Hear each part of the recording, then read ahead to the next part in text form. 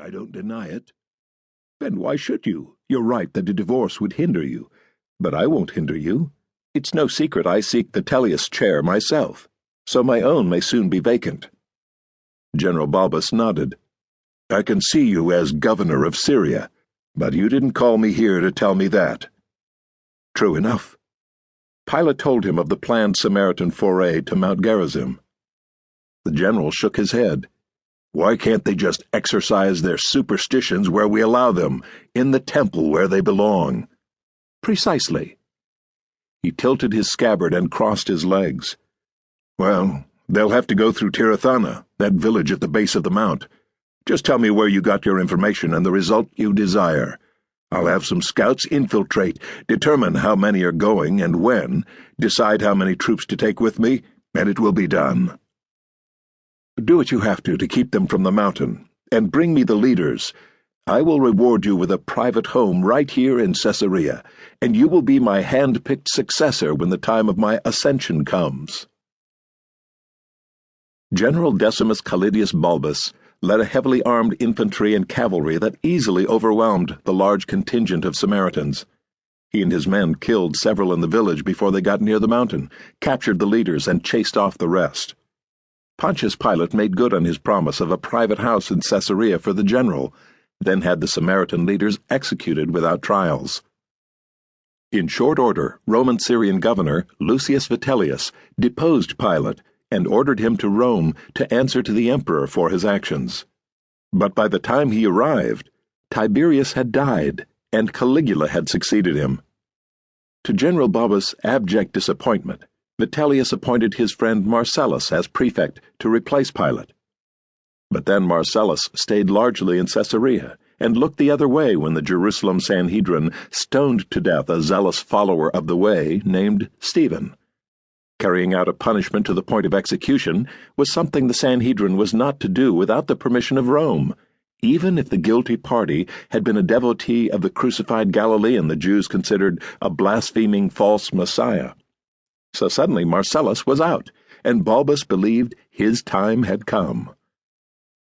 When the governor invited the general to his Caesarean office, Balbus was so convinced of his good fortune that he dressed not for battle, but for pageantry, and even deigned to have his despised wife accompany him as a masquerade of domestic harmony.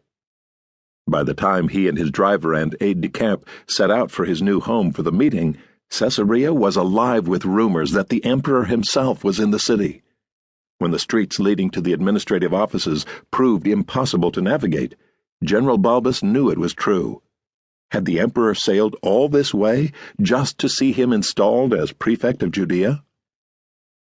Balbus directed his driver through an alleyway that led to a rear entrance, but as they rattled near he was alarmed to see Lucius Vitellius in the back of a plain wood wagon, a conveyance far beneath the dignity of his station, shoulders slumped, his head in his hands. "Governor Vitellius," he called out, "I've arrived. Where do you want me?" Vitellius turned slowly with a forlorn look.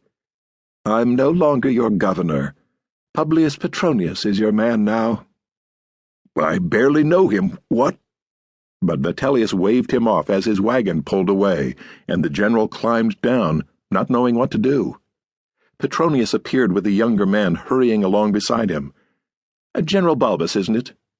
"Yes, sir, Why are you not in uniform?" "Well, I was given to understand." "And who is this?"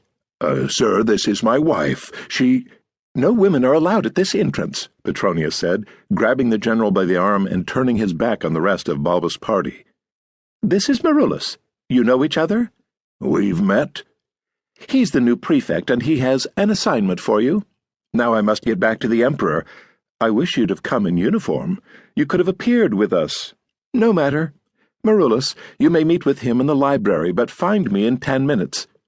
Balbus, as you're out of uniform, you'll have to join your party around front." The general set his jaw. He would do no such thing. As soon as he was finished with this young man, who had the job he believed should have been his, he would find his wife and his men and head back to his home. He didn't care how it looked. New emperor, new governor, new prefect, same old general to do their dirty work.